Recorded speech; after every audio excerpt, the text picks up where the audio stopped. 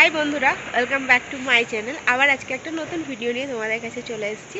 তো আমরা যেখানে ছিলাম সেই হোটেলের ভিউ এটা। এই যে ওপর দেখছো, ওইখানে একটা বরফে ঢাকা পাহাড় ছিল, কিন্তু সেটা মেঘে এখন ঢাকা পড়ে গেছে। এই যে নিচে নদী, তা ওপর দিয়ে গাড়ি যাচ্ছে। এখান থেকে পাহাড়গুলো দেখতে দারুণ লাগছে। উপরের পাহাড়ে বরফ পড়েছে।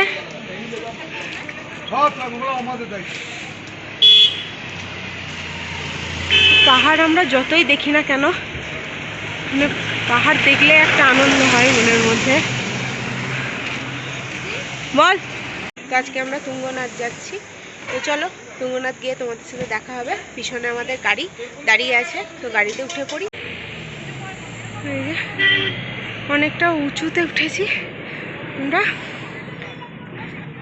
এটা অনেকটা উঁচু জায়গা।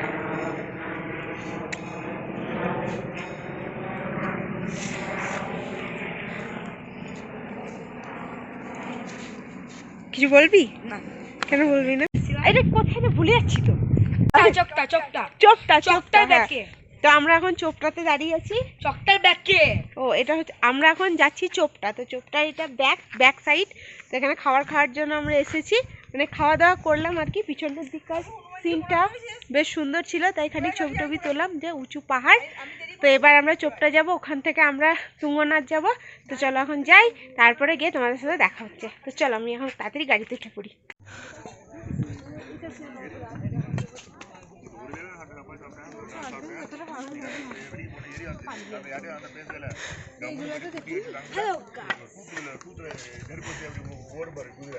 আমরা এখন তুঙ্গনাথের জন্য হাঁটতে শুরু করলাম। প্রচুর খাড়াই রাস্তা, আর চারিদিকটা দেখতে বেশ সুন্দর। এই যে পিছনে, সামনে অনেকটা উঁচু রাস্তা। কোন দিকে? কি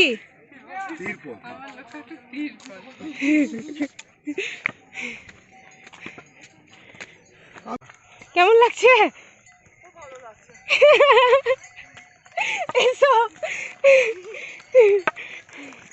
গোপাল, ভয় লাগছে? ভয় লাগছে না? তাহলে আয়।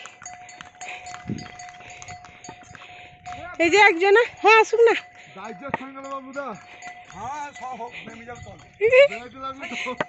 মামি বলছে বেশি তেলের খাবার।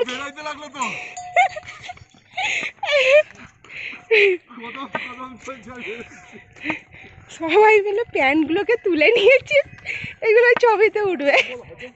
তুঙ্গনাথ যাওয়াটা যে আমার কাছে একটা স্বপ্ন ছিল সেটা আমি কখনোই বলবো না। কেদারনাথ যাওয়াটা আমার স্বপ্ন ছিল, আমি জানতাম যে এটা ঠিকই আমার একদিন পূর্ণ হবে। কিন্তু তুঙ্গনাথ যাওয়াটা ছিল আমার কাছে আকাশের চাঁদ হাতে পাওয়ার মতন। কারণ তুঙ্গনাথের রাস্তা এতটাই খারাপ যে সেই রাস্তাতে বাবা মা যে যেতে পারবে বা আমিও যে কখনো যেতে পারবো সেটা কখনোই ভাবিনি। তো ভোলানাথের অশেষ কৃপা না থাকলে সত্যি তুঙ্গনাথের মন্দির আমরা দর্শন করতে পারতাম না, তাও আবার এত ভালোভাবে। তো আমাদের যাওয়ার কথা ছিল গঙ্গোত্রী, তুঙ্গনাথ যাওয়ার কোনো কথাই ছিল না। তো হঠাৎই এটা প্ল্যান হয় যে আমরা তুঙ্গনাথ যাব। তো ভোলানাথের সত্যি অশেষ কৃপা যে আমরা তুঙ্গনাথ যেতে পেরেছি।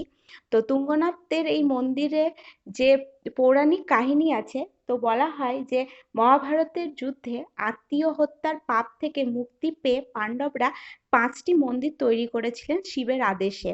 তো এই 5টি মন্দিরকে একত্রে পঞ্চকেদার বলা হয়। তো তার মধ্যে তুঙ্গনাথ হচ্ছে একটি, আর বাকি 4টে হচ্ছে কেদারনাথ, রুদ্রনাথ, মধ্য মহেশ্বর আর কল্পেশ্বর। তো তুঙ্গনাথের এই যে মন্দিরটা, এটা সম্পূর্ণ কেদারনাথের আদলে তৈরি। আর এই মন্দিরটি প্রায় 1000 বছরেরও পুরনো এবং প্রাচীন মন্দির বলে ধরা হয়। এই যে মন্দিরটি, এটি পৃথিবীর সর্বোচ্চ উঁচু একটি শিব টেম্পল।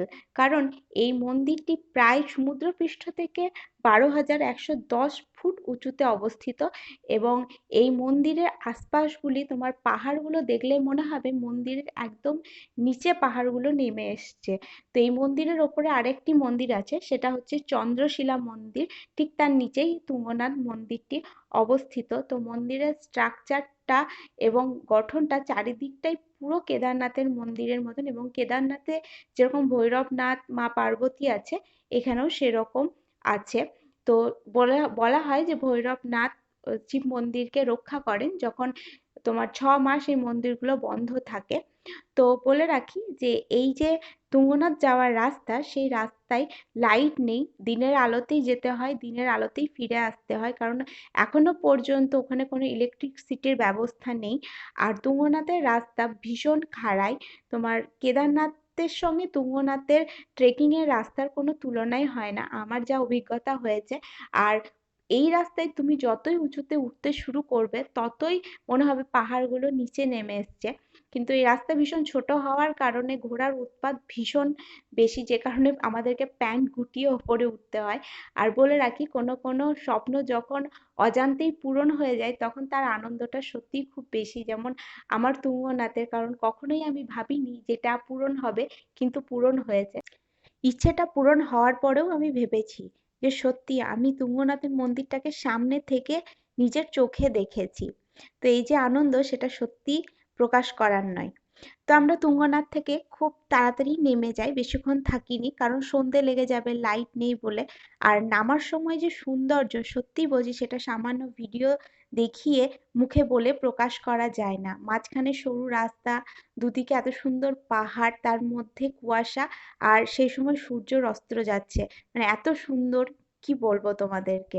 তো আমরা যখন আসছিলাম তখন আমাদের সাথে একটা কালো ষাঁড়ের দেখা হয়। তো ষাঁড়টা একদম পুরো নন্দীর মতন দেখতে, পুরো ছোটখাটো, পিঠে কুঁজ আছে যেরকম নন্দীর হয় আর কি। তো দেখে মনটা সত্যি খুব আনন্দ হয়ে গেল যে স্বয়ং শিব আমাদের সাথে দেখা করেছেন।